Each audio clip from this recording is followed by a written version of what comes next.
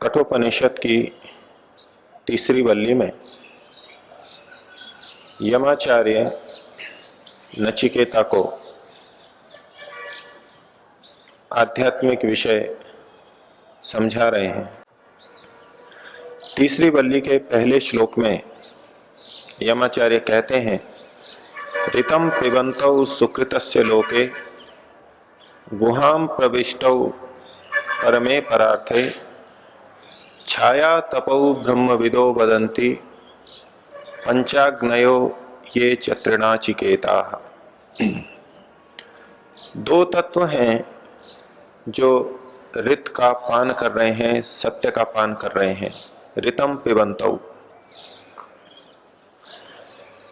और ये सुकृतस्य लोके, सत्कर्मों के लोक में, सत्कर्मों की स्थिति में रहते हुए इस ऋत का पान कर रहे हैं। और गुहां प्रविष्टौ, ये एक सुरक्षित स्थिति में रहते हुए, गुहा में रहते हुए उसमें प्रवेश करके इस ऋत का पान कर रहे हैं। परमे परार्थे, परमोत्कृष्ट स्थिति, सर्वोच्च स्थिति, और उसके भी पर भाग, बाद वाले आधे भाग में ये ऋत का पान कर रहे हैं। सुकृत लोक में, शुभ कर्मों के लोक में सकामता वाला पहला अर्ध और निष्कामता वाला दूसरा अर्ध, तो उस निष्कामता वाले अर्ध में पहुंच करके ये दोनों ऋत का पान कर रहे हैं, सत्य का पान कर रहे हैं। और उस स्थिति में रहते हुए भी ये दोनों परस्पर छाया तपौ, छाया और आतप के समान है। छाया अल्प ज्ञान का प्रतीक है और आतप पूर्ण ज्ञान का प्रतीक है। आतप जिस प्रकार से पूर्ण प्रकाश का प्रतीक होता है और छाया कुछ कम प्रकाश का प्रतीक होती है, उसी प्रकार से जीव अल्प ज्ञान वाला है और परमात्मा सर्वज्ञ है।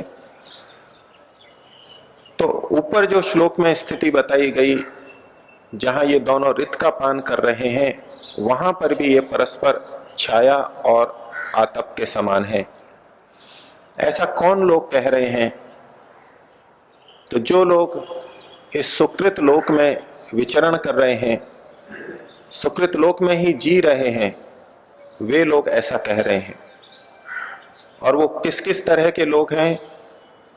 तो कहा ब्रह्मविदः, जो साक्षात ब्रह्म को जानते हैं, जिन्होंने साक्षात परमात्मा को जाना है, साक्षात्कार किया है, वे भी इस बात को कहते हैं कि जीवात्मा अल्पज्ञ है, छाया स्वरूप है, और परमात्मा सर्वज्ञ है, आतप रूप है। आगे कहा पंचाग्नयः, जो 5 अग्नियों वाले हैं। एक अग्नि जो हम अग्निहोत्र के रूप में करते हैं, उसका उपयोग करते हैं, और प्राचीन कर्मकांड में वहां 5 तरह के हवन कुंड स्थान, अग्नि के स्थान बनाए जाते थे। वो भी एक तात्पर्य लिया जाता है। महाभारत के अंदर, महाभारत उद्योग पर्व में 5 अग्नियों की चर्चा की गई और प्रेरणा दी गई कि मनुष्य को 5 अग्नियों का सेवन करना चाहिए। पंचाग्नयो मनुष्येण परिचर्याः प्रयत्नतः, मनुष्य को प्रयत्न करके 5 अग्नियों की परिचर्या करनी चाहिए, उसकी सेवा करनी चाहिए। वो 5 अग्नियां क्या हैं? तो कहा माता, अतिथि, पिता, गुरुरात्मा च पंचमा। माता, अतिथि, पिता, गुरु और आत्मा। अग्नि उसे कहते हैं जो हमें प्रकाशित करती है। अग्नि उसे कहते हैं जो हमें रास्ता दिखाती है। अग्नि वो होती है जो हमारी मलिनताओं को नष्ट कर देती है, जला देती है। अग्नि वो होती है जो हमको कुंदन बना देती है, हमारी मलिनताओं को साफ कर देती है। तो ये 5 अग्नियां हैं जिनकी सेवा करते हुए व्यक्ति तपता है और तपते हुए उत्कृष्ट स्थिति को प्राप्त करता है। माता की, अतिथि की, पिता की और गुरु की सेवा तो समझ में आती है, क्योंकि वो जीवधारी हैं, शरीरधारी हैं और हम उनकी सेवा करते हैं। लेकिन 5वीं अग्नि और यहां कही गई आत्मा। आत्मा रूप अग्नि की भी यत्नपूर्वक परिचर्या करनी चाहिए।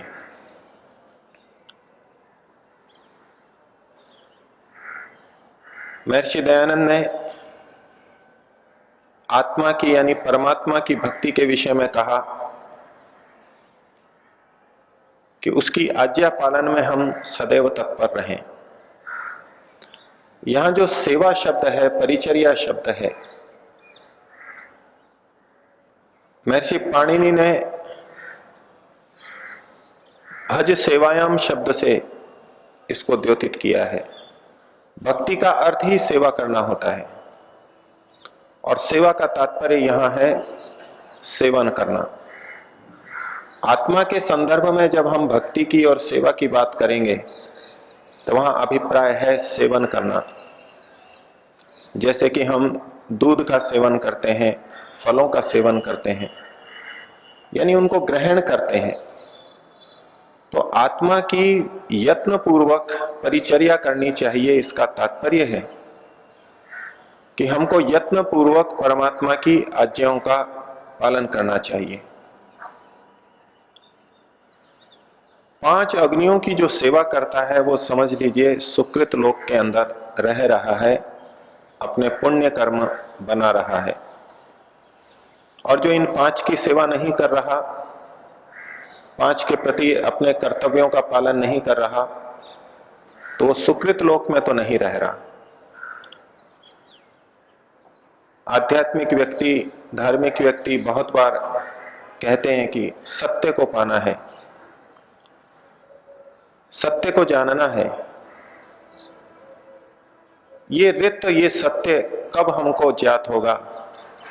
जब हम सुकृत लोक के अंदर रहेंगे, सुकृत लोक के निवासी बन जाएंगे। और सुकृत लोक के निवासी तब बनेंगे जब हम इन पंचाग्नियों की सेवा करेंगे और यत्नपूर्वक परिचर्या करेंगे। एक सामान्य सेवा होती है जो व्यक्ति मात्र निभाने के लिए, लोक व्यवहार के लिए करता रहता है। माता, पिता, अतिथि, गुरु, आचार्य। गुरु से तात्पर्य जो भी हमें शिक्षा देता है, चाहे वो लौकिक हो चाहे आध्यात्मिक हो, शिक्षक मात्र की हमारे को परिचर्या यत्नपूर्वक करनी चाहिए। तो एक तो सामान्य परिचर्या हम करते हैं, दूसरा यहां कथन किया गया यत्नतः, यत्नपूर्वक, प्रयासपूर्वक। उसके लिए हमको ध्यान देना चाहिए, उसके लिए हमें कुछ समय देना चाहिए, उसके लिए विशेष सावधानी रखनी चाहिए। अनेक व्यक्ति ये विचार करते हैं कि हमारे माता पिता बड़े दुष्ट हैं, हमारे साथ गलत व्यवहार करते हैं, अब ऐसों की भी क्या सेवा की जाए। हां, यदि माता पिता अच्छे होते, सब बच्चों के साथ समानता का व्यवहार कर रहे होते, अन्याय ना करते, तब तो मैं अच्छी तरह से इनकी सेवा शुश्रूषा करता। लेकिन माता पिता कैसे भी हों,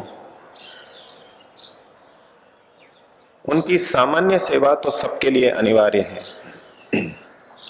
जो माता पिता बहुत अच्छे हैं, जिनका व्यवहार भी अच्छा है, वो तो और अधिक सेवा के पात्र हैं। महर्षि दयानंद ने सत्यार्थ प्रकाश में इस बात को लिखा कि माता पिता चाहे जैसे भी हों तो भी अन्नपान, वस्त्र, निवास, औषधि आदि की सेवा के पात्र तो सदैव रहेंगे। इतना करना तो हर बच्चे के लिए अनिवार्य है। जबकि आज समाज में विपरीत स्थिति बनती जा रही है और जो माता पिता बहुत अच्छे हैं उनकी तो और विशेष रूप से सेवा की जानी चाहिए। तो जो पंचाग्नि का पालन कर रहे हैं, सुकृत लोक में इस रूप में रह रहे हैं, वे भी कहते हैं कि आत्मा और परमात्मा छाया और आतप के समान है। और आगे कहा, ये च तृणाचिकेता, जो ये च तृणाचिकेता, जिन्होंने नाचिकेत अग्नि का पालन किया है, बड़े बड़े यज्ञ किए हैं, स्वर्ग को प्राप्त कराने वाले बड़े बड़े परोपकार जिन्होंने किए हैं, अर्थात जो इस रूप में सुकृत लोक में रह रहे हैं, वे लोग भी यही कहते हैं कि आत्मा और परमात्मा छाया आतप के समान है। हम सामान्य स्थिति में तो स्वीकार कर लेते हैं कि हम बहुत अल्पज्ञ हैं, बहुत कम जानते हैं और परमात्मा सर्वज्ञ है। लेकिन साथ में यह भी मान्यता बनी रहती है कि जब हम साधना करेंगे, योग की ऊंची स्थिति में पहुंचेंगे, अथवा जो उस स्थिति में पहुंच गए हैं, योगी लोग हैं, वो तो सर्वज्ञ बन जाते हैं, सब कुछ जानने वाले हो जाते हैं। तो उस स्थिति के लिए भी यहां पर ब्रह्मविदों का उल्लेख करते हुए कहा जा रहा है, आत्मा भले ही समाधि में ज्ञान की सर्वोत्कृष्ट स्थिति में पहुंच जाए तो भी परमात्मा की तुलना में तो वो छाया रूप में ही रहेगा। यहां जिस ऋतम पिबंतों की बात की जा रही है, योग दर्शन में संप्रज्ञात समाधि के प्रसंग में एक प्रज्ञा का उल्लेख हुआ, जिसे वहां कहा गया ऋतम भरा प्रज्ञा। वही ऋत शब्द यहां पर है। ऐसी प्रज्ञा जो ऋत को धारण करती है, सत्य को धारण करती है, सत्यम एव विभर्ति, केवल सत्य को ही धारण करती है, जिसमें कि विपर्यास की, मिथ्या ज्ञान की गंध भी नहीं है, ऐसी वो प्रज्ञा ऋतम भरा प्रज्ञा। और इससे ऊपर जब जाएंगे, असंप्रज्ञात समाधि के अंत में वहां भी कहा गया, तदा सर्वावरण मलापेतस्य ज्ञानस्य अनंत्यम, ज्ञान की अनंतता हो जाती है। तो शास्त्रों में भी इस प्रकार के संकेत मिलते हैं, लोगों की मान्यता भी ऐसी बनी है कि जो आत्मा समाधि को पालेगा, परमात्मा को पालेगा, वो परमात्मा की तरह सर्वज्ञ हो जाएगा। कि भले ही हम कितने भी प्रकाश की स्थिति में हो, कितने भी ज्ञान की स्थिति में हो, परमात्मा की तुलना में तो हम छाया के रूप में हैं, और जो प्रकाश आतप में है वो छाया में कभी नहीं हो सकता। यहां पर जीवात्मा के प्रसंग में ऋत को पीने की बात हमारे को समझ में आएगी कि जब हम इस उच्च स्थिति में सुकृत लोक में पहुंचेंगे तो ऋत को पिएंगे। तो परमात्मा भी इसी स्थिति के अंदर रहता है, वो सदैव सुकृत लोक के अंदर ही रहता है, सदैव शुभ कर्म ही करता है, ये साथ में संकेत दिया। और गुहाम प्रविष्टो, वो परमात्मा भी बड़े संरक्षित रूप में रहता है। इस समस्त दुर्गुणों से युक्त, भ्रष्टाचार से युक्त संसार के अंदर वह परमात्मा भी विद्यमान है, लेकिन फिर भी वो गुहा के अंदर प्रविष्ट है। यहां पर किसी हिमालय की गुफा का उल्लेख नहीं कि मनुष्य उस गुफा में जाए और वहां पर ऋत का पान कर सके। ये वो गुहा है जो मस्तिष्क के अंदर रहती है, और यहां जो आवरण है वो विचारों का आवरण है, अपनी जागरूकता का आवरण है। इस श्लोक को देख करके कोई ये समझे कि यदि मुझे ऋत का पान करना है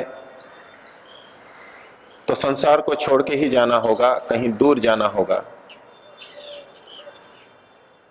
लेकिन यदि किसी विवशता से हम संसार में विपरीत स्थितियों में रह भी रहे हैं, तो भी यदि वैचारिक रूप से हमने आवरण ढक रखा है, संयम का आवरण ले रखा है, तो इन विपरीत विकृत स्थितियों में रहते हुए भी हम गुहा में प्रविष्ट हो सकते हैं।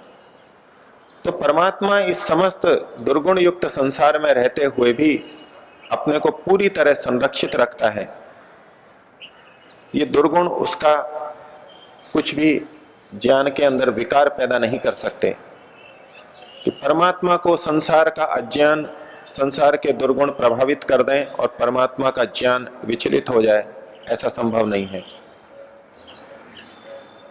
और साथ में ऋतम पिबंतो कहते हुए यमाचार्य कहना चाह रहे हैं कि परमात्मा जिस प्रकार से ऋत को पीता है, उसी प्रकार से शुद्ध ज्ञान को ये परम परार्थ में रहने वाला निष्काम कर्म का कर्ता भी पी लेता है, प्राप्त कर लेता है। और इस रूप में जब आत्मा और परमात्मा की समानता होती है, तब दोनों के अंदर सख्य भाव, मित्रता का भाव पैदा होता है। मित्रता होती ही तब है जब समान शील हो, समान रुचियां हो, समान व्यसन हो। संस्कृत की एक पंक्ति है, समान शील व्यसनेषु सख्यम। जिनके एक जैसे शील हो, स्वभाव हो, और व्यसन यानी रुचियां, प्रवृत्तियां भी एक जैसी हो, तो वहां पर मित्रता हो जाती है। तो परमात्मा जिस प्रकार सदैव ऋत के अंदर है, उसी प्रकार से जब जीव भी सुकृत लोक में पहुंचकर, और सुकृत लोक के भी परम परार्थ में निष्काम भाव के लोक में पहुंच करके ऋत का पान करने लगता है, तब वो परमात्मा के साथ सख्य भाव को प्राप्त करता है। हम परमात्मा की मित्रता, परमात्मा की सन्निधि, परमात्मा की निकटता को चाहते हैं, तो उसके लिए हमको पहले सुकृत लोक में पहुंचना होगा, अपने आप को वैचारिक गुहा के अंदर प्रविष्ट करना होगा, सांसारिक विपरीत विचारों से अपने को बचा के रखना होगा, और सुकृत लोक में भी परम परार्थ यानी निष्काम कर्म के स्थिति में पहुंचना होगा। तब हम भी परमात्मा के साथ साथ ऋत का पान कर सकेंगे। और उस स्थिति में भी हम इस रूप में सावधान रहें कि परमात्मा की तरह ऋत का पान करते हुए भी हम छाया के रूप में ही हैं, और परमात्मा आतप के रूप में है। आतप का प्रकाश ही छाया की स्थिति में भी आता है। हमको जो ज्ञान प्राप्त हो रहा है वो परमात्मा का ही है, परमात्मा से ही हम प्राप्त कर रहे हैं। परमात्मा के प्रति उस समय भी कृतज्ञता का भाव रहे, और उस समय भी हम गर्व से गर्वित न हो जाएं कि मैं सर्वज्ञ हो गया हूं। इसी प्रकार का कुछ भाव यमाचार्य नचिकेता को कह रहे हैं। और ये सारा का सारा उपदेश हम सबके लिए भी है।